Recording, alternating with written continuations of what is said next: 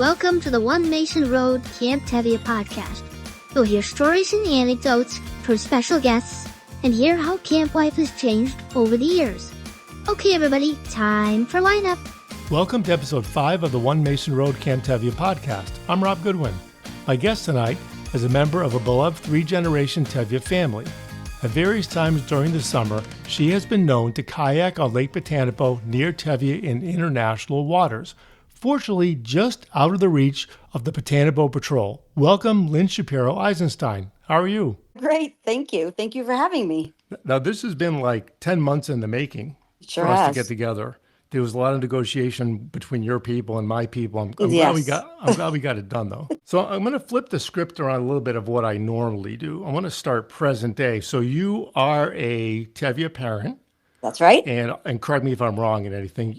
Your daughter was just in Birya. That's right. My youngest just finished her Birya year. Fantastic. And then you have two others that did Door Lador.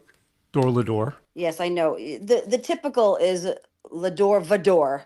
Yeah. You know, from generation to generation, but this program is just Door Lador, generation Right. to generation. So with today, the way social media is, it looks to me like there's an army of people running around camp taking pictures all day long. And then the kids can't wait to be in pictures so that their parents will see them every week. Is that how it is? That is not my exact perception, having been at camp and seeing the photographer. I know that there's at least one person there whose full-time job is to take pictures. As far as the children, being picture hogs and trying to get their faces on the screen for the parents to see, all I can tell you is that since my kids started when they were little, I told them to get in every single picture possible. When they saw a camera, run to it and to flip me the sign, which is the I love you in American Sign Language. And that meant they're having a great time and do not need to worry. So I can't speak for other parents as far as, if they're telling their kids to jump into pictures, but I did. Sure. Well, I can tell you that being in a completely different generation, my parents would say, what do we need pictures for? We're going to see them on visiting day.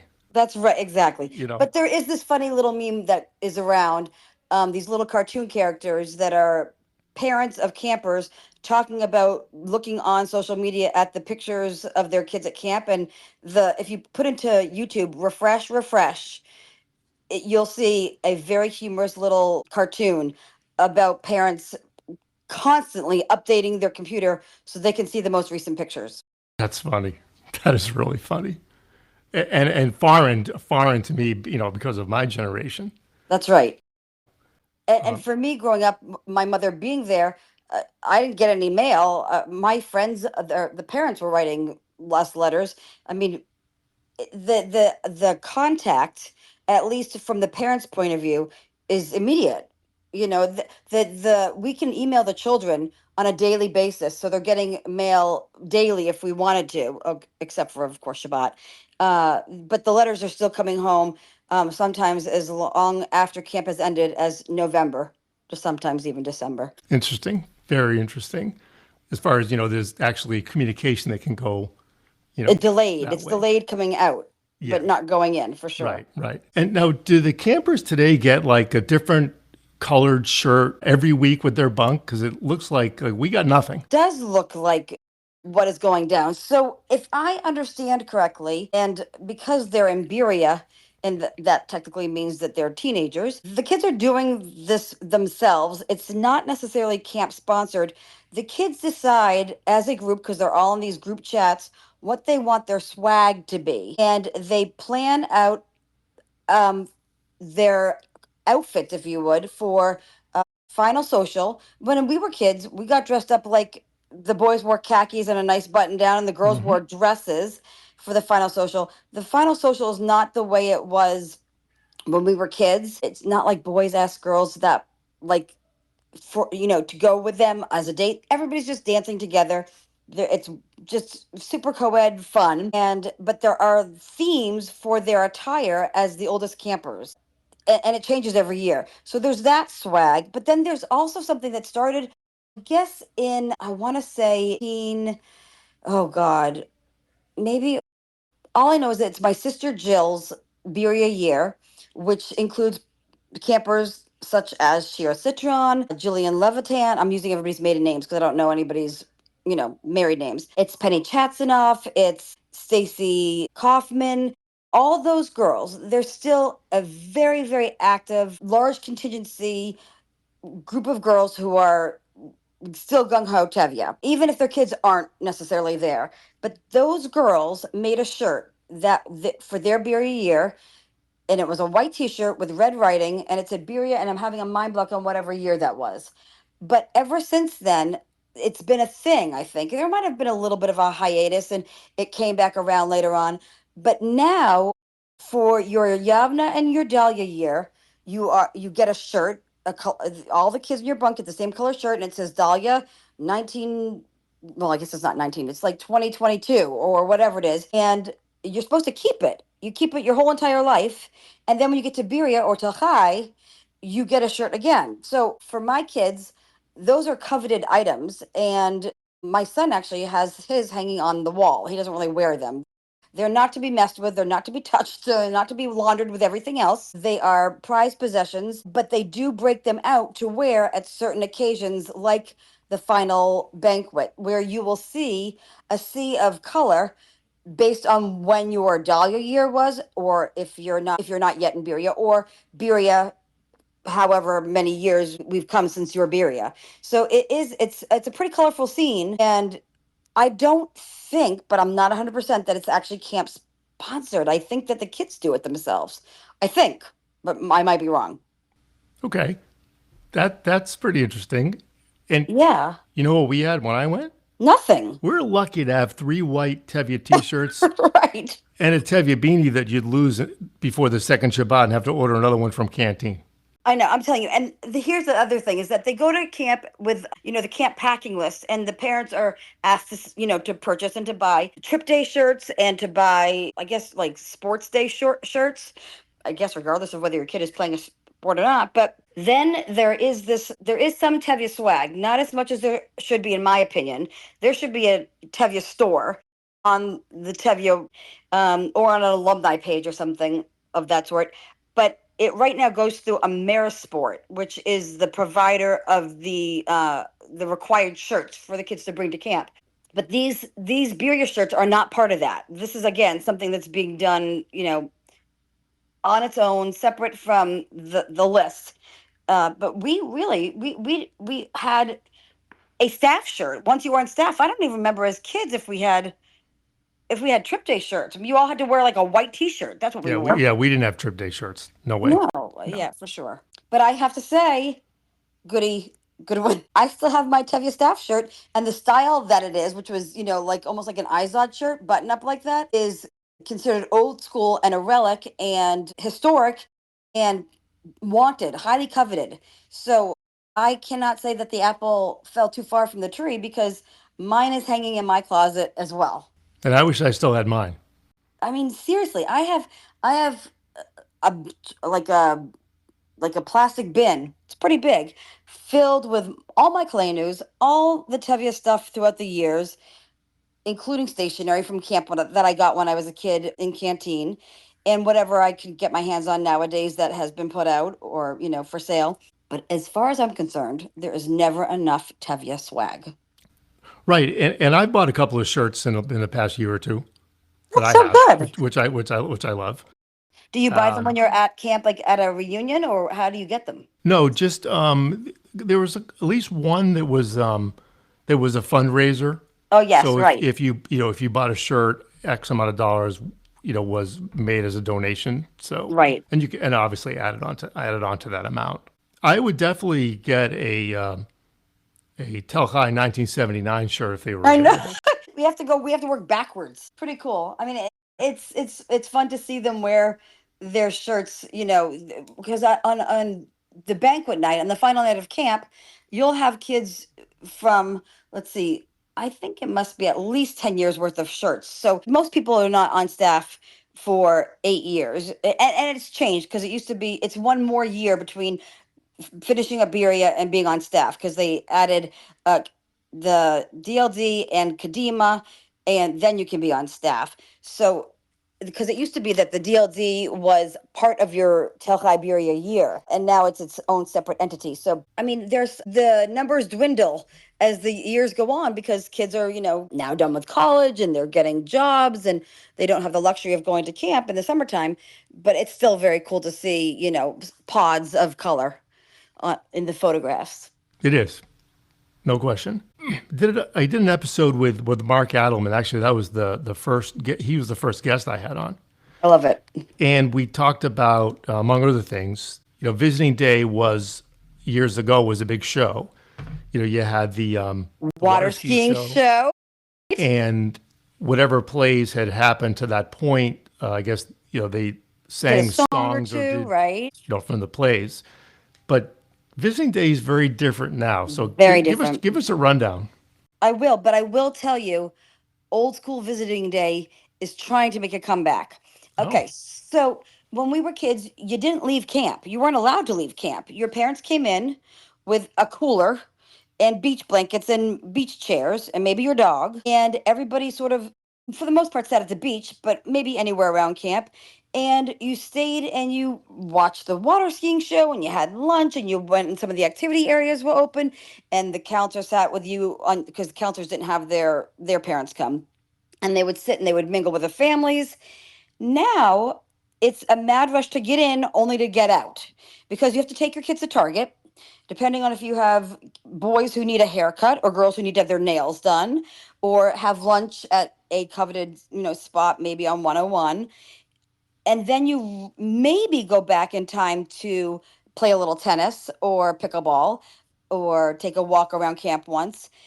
But it's not the way it was. But there is a push from parents who have older kids who do remember what it was like to, even if you don't stay at camp the whole entire time, to at least get back with it around an hour and a half so we can all sit and be together.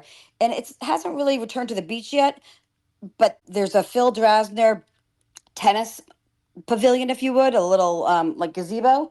And it is like the new place where people are sort of congregating and relaxing and getting out of the sun. And from there, parents and kids teaming up to play tennis and pickleball. So that's nice. I mean, it's been a conscientious effort and, in parent groups on WhatsApp saying, okay, let's all go out first and come back and meet back at this time. And I think it will continue to do that. I think that as far as the pendulum swings one way, it usually does to some degree swing backward. And I think that's likely to happen with this too, where people want to, especially the parents, if for those of us who went to camp, you want to be at camp. I don't want to be at Target on visiting day. I'd rather be at camp, enjoying the lake and seeing what the kids are making in arts and crafts or just hanging out, on a field and talking. So you're right. It's 100% different. It's not at all that feeling of sharing community and kahila and getting together with old friends. It's more of a mad dash to do the shopping spree. And like, do parents make reservations to do things like, I gotta get a 3:00 haircut? Making reservations, I think it's like the supercuts. You walk in and you sit in line, and maybe you divide and conquer with your family. Like one person's going to get the bottled water, the waters of they're allowed to keep water under their beds, I think, and at least the older kids are. And maybe they're the kids want Papagenos or Chick-fil-A or whatever it is, and so they're not necessarily making reservations but I will say that my youngest this year, when we arrived, Stephen and I, my husband and I, our twins were still on this trip, so they were in Spain, and we got to camp, and my daughter had like a timeline of what we were doing for the day. She's 15, so she planned it to her desires and likes and wants and needs. I don't know if everybody's that organized, but we sure had an agenda, and we had to complete it according to her timeline. And you stuck to it. Did. Yep, we did. She wanted to come back to camp and be at camp with us. So we quickly did the things we had to do outside of camp and came back. Interesting. So now let's go back to the past.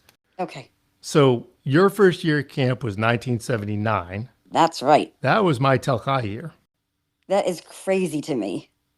I know. I mean, I think back to my Kalenus, and not that I've memorized them. I sort of have memorized the front covers to a certain degree, having looked at them so often for so many years. But if I recall correctly, your Telhai picture, you guys were sitting down at the beach on an upside down boat. Is that right or wrong? I think we were in the water ski boats. The water ski boats. Okay. Yeah, that was I'm our gonna have to go picture. back and check. Yeah. And then let's go just for a second. 6 years later, you and I were together. Again, right. You were my CIT counselor. Right, one of Which them. one of the four? We had a great time That was that fun. summer. I mean, I have to say, my CIT summer and the summers that I was a CIT counselor or the CIT coordinator were some of my best summers ever. Maybe it's that year, that CIT year. I don't know, but it sure was special. It was a blast. Okay, 1979. By the way, that was I don't know if it was still true that because Tel Chai was at the end of the road, the old Lynn were all scared to death of stopping on the way to Skunk Hollow. I don't know if they were scared of us. When I was in Olin, we were scared of Tel Chai. We were like, keep going, don't stop. You know, kids disappear in that bunk. They disappear, they don't return. I think that, to be honest, it sounds kind of accurate. I mean, when you are going into third grade and there are boys who look like they're old enough to be your father, I mean, they might not really, but when you're in third grade, you don't really have a sense of age and time. These grown boys, some of whom shave, that's frightening to walk by, and the rowdiness and the ruckus and the whatever's happening in the bunks. They probably ran past Telhai. Yeah, and they were giants to us. They were really. Completely. I mean, I remember in 1979 sitting at my table, which was table number 4, and I'm pretty sure the numbers are still pretty much for the most part in the same order. 1, 2, 3, 4 were the ones close to the flagpole, in between the 2 doors. And Brad Safran was one of my table counselors, and Nancy Ross, I want to say, was her name. And there was a girl who was in Connecticut, and her name was Melissa. And Melissa became like my big sister. I mean, she even cut my food for me. And to this day, I am still in touch with her through social media. That's great. And by the way, I think it was Nancy Rossman. Rossman. Okay, Rossman. Yeah. I mean, she talk about old. And I hope she doesn't hear this and think, oh my God. But to me, she was as old as my mother. Right. I mean, she was an adult woman. She probably was only 22, maybe 23. But as far as I was concerned, she was like 36, 40. I don't know. And she was our Telkai queen. She was really beautiful. Yeah. I can understand why she was your queen. So 79 to 81. Now, I don't know if anyone's listening that doesn't know this, but Lynn's mom, Shelley Shapiro, was the director from 1984 to 1993. That's right. A beloved director. And so your first year was 79, then I think your sisters followed shortly after that, right? Well, so what happened was I went to camp in 79. I was in Gavulot, and I only went for the first session. And the second year, 1980, I was signed up to go for the whole summer. At the time, I was the only kid in my family that was slated to go. At the last minute, Steve Thompson called my mother and said, my father, and said, we actually have a spot for your second child, Beth, my middle sister, if she would like to come as well, if for first session. And my parents at the time, we were financially stable, but we certainly weren't rich, and camp is not cheap. And my parents came to me and said, we have saved enough to spend 2 months at camp this summer. So we've already signed you up, and we will stick to that commitment if that's what you want, for you to go for the whole summer. But you also have the option of going for one session, the first session, and Beth could come with you. And there wasn't even a second of hesitation. Of course, I wanted my sister to come with me to experience what I had experienced. And what followed for the next couple months, because this probably was close to camp already, probably in April, maybe even as far towards the end of the school year as May, is my sister had 2 beds in her room, and I would sleep in her second bed, and I would say to her every single night, ask me about camp. And every single night we would go to bed talking about camp. And I know this wasn't a word when we were kids, but I was so jazzed that my little sister was going to come to camp with me, and I was so excited to share it with her. And she was equally as excited and probably a little hesitant and nervous, but every single night we would talk about camp and about optionals and or electives as they might call them now, and about tables and about Shabbat and about king, queen, prince and princess and the shows and about the $1.98 beauty pageant and all the, I mean, I couldn't wait to share it with her. It was such a beautiful, looking at it as an adult was such a beautiful gift, and I'm so glad that I made that choice. The following summer, 1981, my mom started as the girl's head. So that was the summer that both Beth and I were there for the whole summer. And my little sister Jill, who's 5.5 years younger than me, she started her tenure at camp. I don't know if it was 3 or 4 years, but that child was in Dahlia for an awful long time. Interesting. So 79 and 80, you're telling me that your mom and dad did the pick up and drop off thing? They did. They did the And pickup and the drop off. and like were they did they have camp under surveillance, to see Not at what no, might be? you mean as far as my mom's future employment? Yeah. Well, let me just sort of backtrack and tell you a little bit about my mom's Sure. childhood. My mom went to Camp Naomi, which doesn't exist anymore. I believe it's now Neshoba or Neshoba North or something like that in the Lakes region of Maine. And as a kid, when I was a child, even before I went to Tevya, my mom would sing to us her camp songs. I can sing them to you right now if you wanted me to. From Camp Naomi. My mother still is in touch with her camp friends and her campers and still tells us stories to this day. So camp was deeply embedded in my mom from a very young age. Her younger brother started to go to camp, not Naomi, because I believe that was an all girls camp. And I don't remember if he went to I don't remember what camp he went to, but it was also in that general, Maine Lakes region. He went for 2 months starting at 6 years old and went right through. And I mean, we didn't start at 6, we started at 8. So they were a camp family as well. And I don't think my mother ever really got camp out of her system.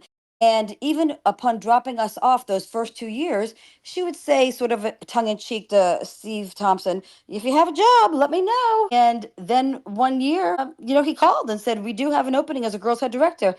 And I'm sure just like I did with my sister, there wasn't a heartbeat of a skip for my mother to say yes, I'll be there, because it's always been in her blood. So those first 2 years, she was probably living vicariously through us, and by my third summer there, she was there too. Yeah, that all makes a ton of sense. Yeah, for sure. Yeah, yeah. Now I Interestingly thought enough, I thought maybe you were homesick or something, and that's why she got the job. nope, not at all. I did go to camp for one summer before Tevya, a camp called Camp Huckins. I think it was a YMCA camp. I went for 2 weeks. It was in Maine. And talk about homesick. I still have the letters. They say things to my parents like, if you love me, you'll come and get me. And if you don't, you'll find me on the highway. And I was, I guess, 9. And it was a 2-week camp. I was so miserable. I cried every single night, but I cried into my pillow. I didn't want anybody to know that I was crying. And I would write these awful, heart wrenching, pathetic, pitiful letters to my family. And my mother would call the director. Their names, I think, were Adrian or something like that. I don't remember it right off the top of my head, but there was a man and a woman, and they were married, and they were a couple. And my mother would call the woman and say, can you please check on my child? I'm getting these awful letters. And they would come up to me and they would ask me how I was doing. I'd say, fine, everything's fine. I wouldn't even let them have an inkling that there was anything wrong. And they'd report back to my mother, she's great. She's had a good time.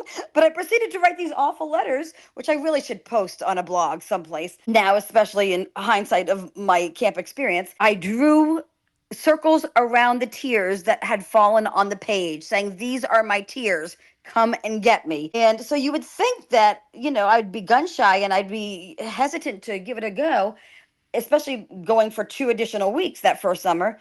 But it was the antithesis of an experience, and uh, it was like a hand and glove situation. It fit the minute I was there. I knew that it felt good, it felt right, and there was not one tear spent. That's not to say the first 3 nights weren't hard, or that even as I would tell campers all the way up to their boat years, it's an adjustment. It's hard. The first few nights you're away from your parents, you're away from your nice hot shower, and it's okay to be a little bit of in a transition mode. But soon after that, the same tears that were flowing because you maybe missed your parents were flowing because you didn't want to leave at the last day of camp. Right, right. And I went to day camp for a couple of years prior to starting in bunk 2. Okay, so you I- too miss Yavna. I'm My not in Yavna. biggest life's regrets, not that I didn't have any control over it, but that I did not start a Dahlia, that I can't say I did the whole thing, is such a major bummer to me, because I'd love to have that claim to fame, but yeah, didn't happen. Right. I never got to share it. So I can't say that I had any issues of being homesick or anything like that. Not that I remember.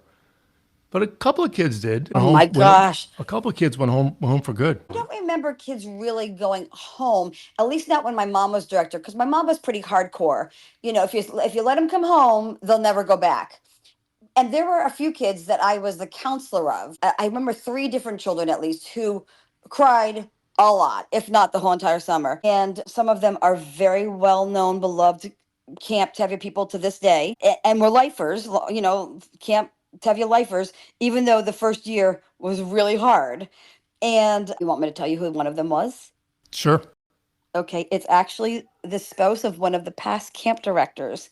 Danielle Lipsius Brand cried and cried and cried and cried. It was so sad. It was pitiful, because she's a beautiful girl and she's a beautiful woman, but that little face, and she was so dainty and so little, and she was so sad.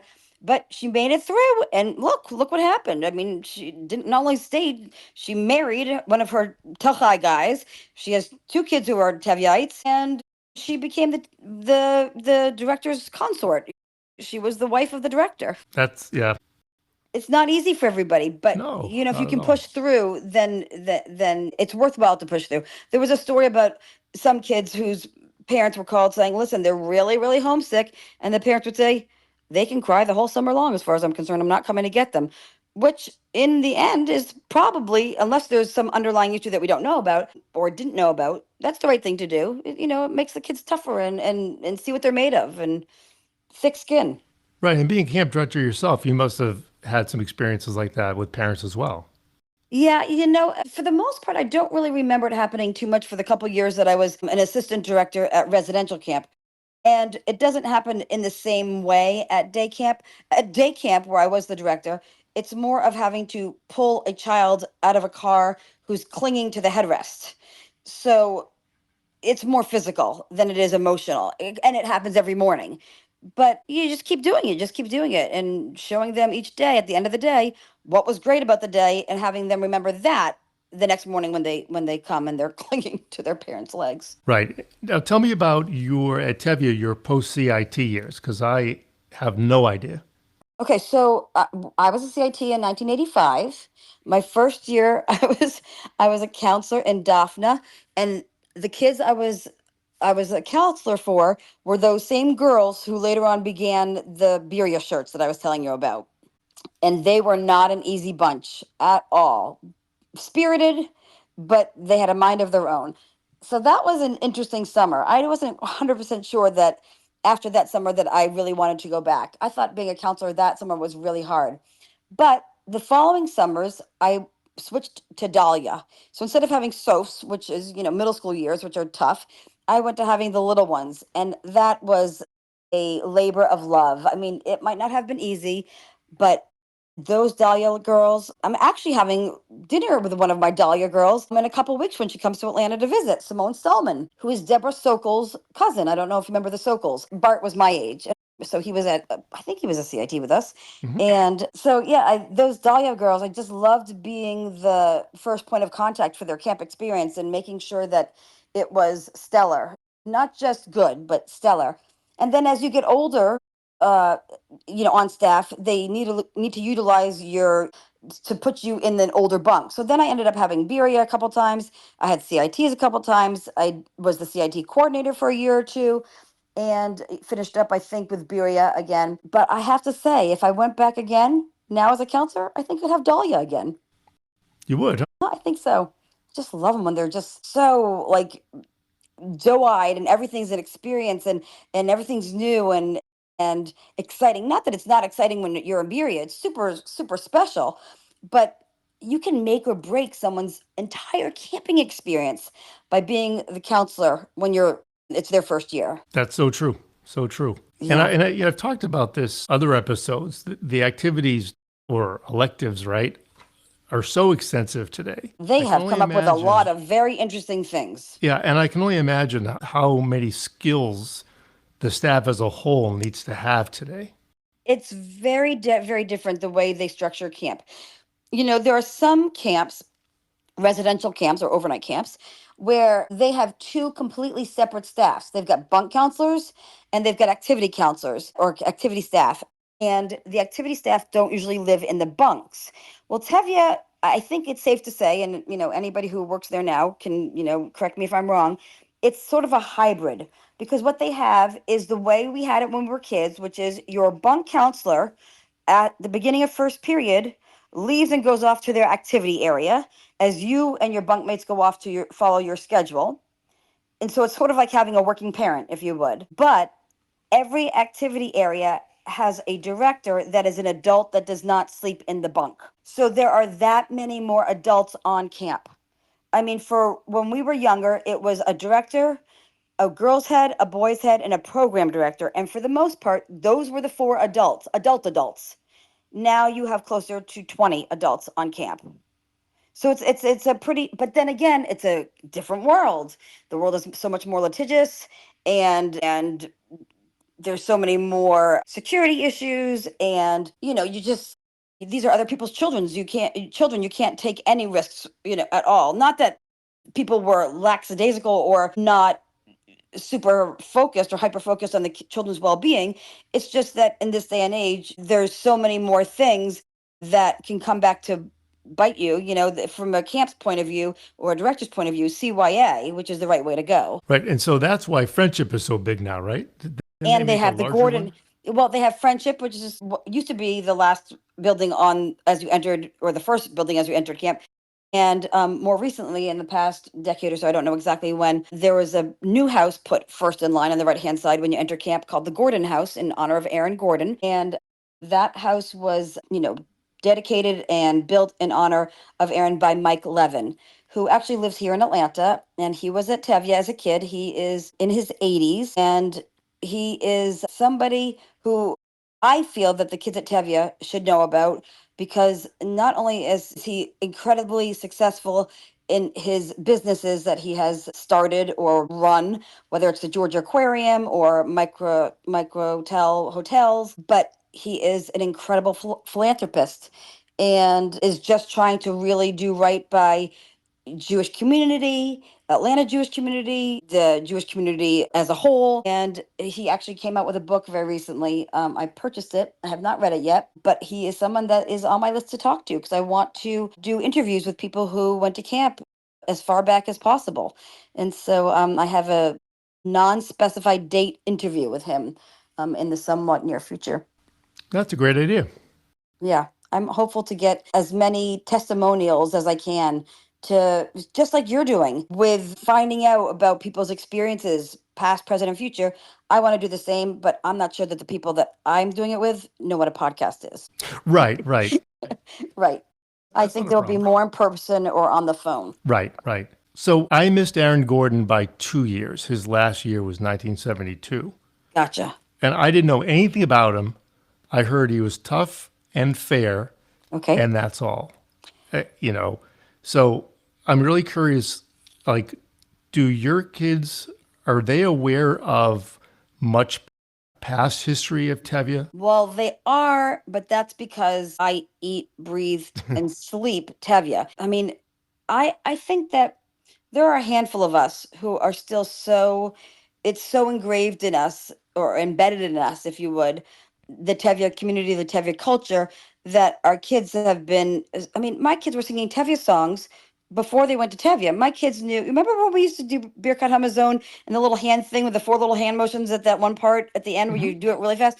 My kids knew that before they went to camp. My kids played Keep in Rhythm at the dining room, at the kitchen table, the dining room table before they ever went to camp. So yeah, they know things because their grandmother is talking. We still skip around the room for every person's birthday in whoever's house we're having a birthday party for.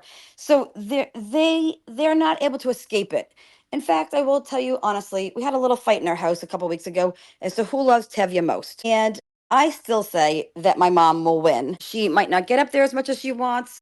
especially now that my kids are older and I don't need any more help getting them in and out of, camp because they can do it themselves. But she did come with me the first couple of years to help. I mean, having 3 kids go to camp, it was not easy unloading all the crap and getting them all, getting their stuff in their bunk. So my mother was kind enough to come and help. The one year, even Barnett Cohen and Lauren Cohen, Barnett's one of my closest friends from camp, and his lovely wife who he met at camp, we each took a kid. My mom took a kid, I took a kid, and Lauren took a kid, and we got them unpacked. I mean, it takes a village, but the Tevya blood runs deep in our house. I'm sitting here at my desk talking to you, looking at my Tevya mug, looking at my Tevya keychain, looking at, I mean, I've got Tevya swag everywhere. It's all around me. It makes me feel good. I love it. I know that I am not part of the everyday current fabric of Tevya life, but Tevya life will always be part of my everyday. It's something that I can't separate. It made me who I am as a Jew, as a person, as an adult. And so when it's that much of your life, I don't think your kids get to steer from it. They don't. I mean, I would have been shocked if my kids didn't want to go to camp after the way they were exposed to it. I mean, I used to sing when they were babies, Shir Hamalo, to put them to sleep. I used to sing Birya nights and Amid Verdant Woodlands. Those were the nighttime go to bed songs. So it was sort of inevitable, I think. I think the writing was on the wall, and it was almost like it was, they were prescribed or prescribed to be in it to win it, because that's just, it's just who we are. It's part of the Shapiro family deal. Right, and they hit the ground running as a result. Yeah, they did. They Yep. did. And never looked back. I mean, I don't ever remember anyone saying, I'm not going back. My youngest did have a hard first year, but it turned out she was sick the whole time. And we didn't know she was sick, but she struggled a little bit, not feeling well. And therefore, there were a lot of tears. But I think that they were misinterpreted for being homesick when she really just didn't feel good. But other than that, I mean, we're fighting about who loves Tevya more. Is that a normal family fight? Of course it is. Thank you for validating me. Well, I was thinking I had skipped the year after my Telchai year. I skipped it. You did? Yeah, I did. And then you came back for your first year on staff? Well, so I went on an Israel trip in 1980 with my temple confirmation class. And that would have been your CIT year? Yes. Interesting. And was that the right choice? Are you glad you went with that group versus the Tevya group? I'm not convinced either way because it was a wonderful experience, obviously. Sure. But I do think what would it have been like to have been with the same group, and the counselors that were CIT counselors back in 1980. Yeah. So in 1981, when I came back, I was a kitchen boy. You were? Yep, because I wasn't a CIT the year before. And that was the prerequisite to be a first year counselor. Oh, and I had conversations with Steve Thompson. Interesting. I don't want to say begging. I would have begged. To be a counselor, and of course there was it was a rock solid prerequisite. Well, the thing is, and that's why they changed it now, because they want staff who are older, whether it's ACA, American Camping Association, guidelines or standards that your counselors are a certain age. It really, if you're going to be honest, it's children watching children. At least that's how it was for us at day camp, where you can have even younger staff members. But that's why they have it set up the way they do now, where you have to have basically finished high school to be a counselor. Where in the past, you could have been going into your senior year, I believe, to be a first year counselor or JC, which there really wasn't a differentiation between the two. I mean, you did the same job, maybe you got paid less, but counselor's a counselor. Right. So you came back and you were a kitchen boy. How many years did you do that for? Just one. And so you, okay, so let me just backtrack and see if I understand this. You were there for that Tel Chai, your CIT year, you went on an Israel trip with your synagogue. What would have been your JC year, you were in the kitchen, and then you came back for your first year on staff, your second year, technically eligible to be a staff member. Correct. Wow. Did you fall right back into it? Or did you feel like things had transpired or relationships had been forged or that you had missed out on something and you had to sort of re-enter the life, or was it seamless? No, it was seamless. I fell right back into it. I love it. Yeah. I mean, being a kitchen boy, that, aside from working meals. Well, who was the head of the kitchen when you were there? Was it John Russo, big John Russo, or the Gallo brothers, It or wasn't John Tony Russo. Parente? Tony Parente was there. The head chef, his name was Bill something. Okay, so that's Bill Gallo, Bill and John Gallo. No, it wasn't. No, Bill and John. Yeah, but I don't remember Bill, but then again, I was little. yeah, Bob Gallo. Oh, Bob Gallo, Bob Gallo yeah, was Bob there. Gallo. That's right. You're 100% correct. Yeah. Bob and John Gallo. They were some hardcore cookies. Those two. They didn't mess around. No, they didn't. But they were fun. They were nice. They just were a little rough around the edges. So that year gave me the chance to take it all in because I wasn't stuck to a schedule, and I could, go see any activity I wanted, to go any game I wanted. Yeah, you could So float around. I remember that. That's cool. But I was still, wasn't quite tied into everything. It was okay. More people did that than we realize. Whether it was because back in the day you had to be asked on the Israel trip, you had to be asked back as a CAT. It wasn't just an automatic thing the way it is now. People who did not, and there were only a certain number of people that they could take for those spots because there's only X number of kids on the Israel trip, and there were only X number of kids they could fit into a bunk. If you didn't make that top number, whether it was 15 or 18 or whatever it was, and you still want to be at camp, a lot of people chose to, I would just say boys, chose to be in the kitchen. Right. And I don't blame them. I'd do anything to be at camp. I don't Sure. care what I do. I keep telling the people who work there now, all I want to do is walk around with a broom and clean up camp. And I'm not kidding. Right. I mean, that's the way to stay in, right? That's the way to stay in. Yep. I mean, I would do anything to, I don't want to be there and cramp my kids' style. I want them to have a typical camp experience. But they have now all gone through Birya and Tachai. I've given them what I promised I would give them. And that is, typical camp life, campership life. And now it's fair game. So if there's a job for me, then I would take it. Sure. I'm not sure I would. You're never too old to go back to camp. You're never too old to go home. That's what I say. You're never Well, too that's old to true. go to home. That's true. And that's the thing. Part of this whole being on the canoe on the lake is when I go out there on that lake, I try to do it during Shabbat or Havdalah. I don't want to be walking around camp and, upset the system or intrude on my kids' space. But I love camp just as much now, all these years later, as I did when I was there. I remember being a counselor at camp and during Shabbat services, knowing what I had and just sitting there and crying out of gratitude and feeling of peace and the wonderment of this community. And all I'm trying to do when I'm on that lake is just attain a little tiny bit of that. And I think I might have, or I know I embarrassed one of my kids this summer doing it. And I feel bad about that, but not so bad that I won't do it again. When you see them living and experiencing what you have already lived and experienced and getting so much joy out of it and it filling them up, it brings you such nachas, it brings you such joy that it's something to revel in. And I just want to get a tiny glimpse, a tiny taste of it. I mean, my kids have been at camp. I'm not sure what the rules are, what the protocol is. I've never asked to come to a meal. I've never asked to be invited for Shabbat.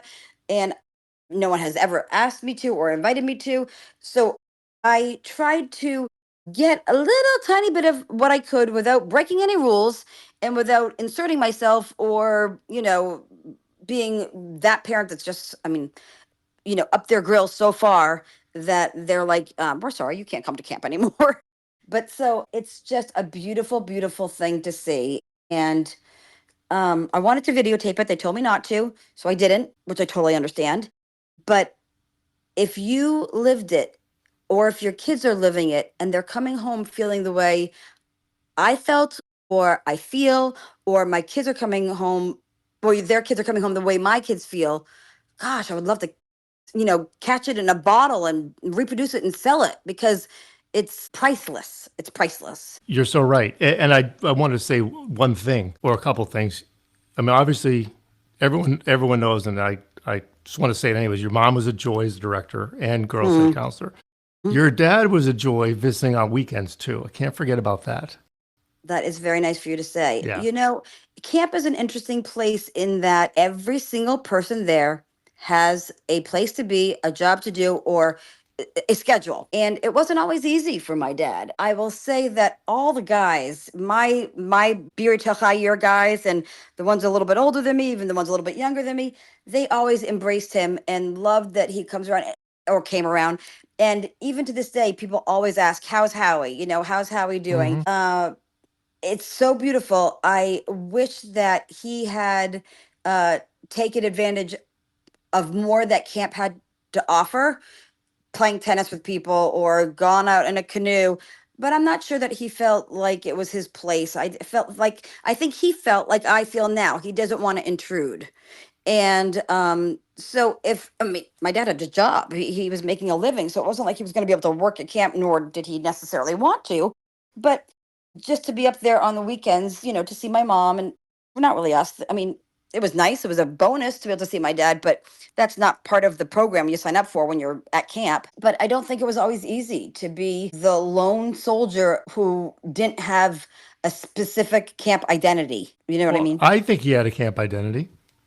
You know, it was nice to You see him felt every that way, but I'm weekend. not sure he felt I that way. know, I know. You know, I wish he had owned it more so that he could feel the love that I think people do feel for him. Because he wasn't just some director's husband, he was Howie and well loved and well remembered. But when I tell him, I think he sort of thinks I'm giving him lip service. No, well, you can tell him I said that's not the case. I will tell him. I'll make him listen to the podcast. Good, good. Yeah, and you know, you said it a little bit earlier. You can measure how much a camper or counselor loves camp is because you know how happy they are to get there and how sad they are to leave. Can I just tell you that the last night of camp, it was just like a lake on the fields or you know wherever we were, just crying and crying and crying, the tears, and then parents having to pry their kids off their friends and trying to be the last one to leave because you don't want to go. Now they've turned the last night of camp. Sorry, after banquet, they have the actual evening activity is called Cry Fest. That's what they call I've it. heard that. And the kids go to wherever they go. I don't know if it's Albess or the new structure that was where the Dell was. I don't even know what they call it, but the pavilion, which is beautiful. They all just sit in there and they cry. It's so sad. It's the saddest thing I've ever seen. But at the same time, I totally get it. We were doing it. It was just unofficial. Right, and we were signing Kalenos all night. Signing cleaners, but they've changed that too. They don't do the rush order to put them together by the last day. They send them in the mail now, which is fine. They're beautiful now. They're in color and they're not spiral bound anymore. They're sewn or glued or whatever they do, but they sure are lovely to see them in color. It's great. That's what I've heard. That's what I've heard. But I treasure my Kalenos. They are like prized possessions. God forbid there was ever a fire in my house. There's this box that has a blanket my grandmother made, knit me. She would knit one for each of us, and all my camp stuff. That's what's going out. That and probably my ketubah. But I mean, and the important papers, you know, firebox thing. But that stuff's coming. I mean, because it's irreplaceable. I'm not going to be able to, you know, I can always get another shirt, but I'm not going to get another staff shirt. You know, I'm not going to get that one that's the light blue from 1986. It's just not going to happen. You know, they're cherished items, and those Kalenos are something special. I got to say, I've been talking with the powers that be about seeing if we can get them digitized and put up online so everybody has access to them.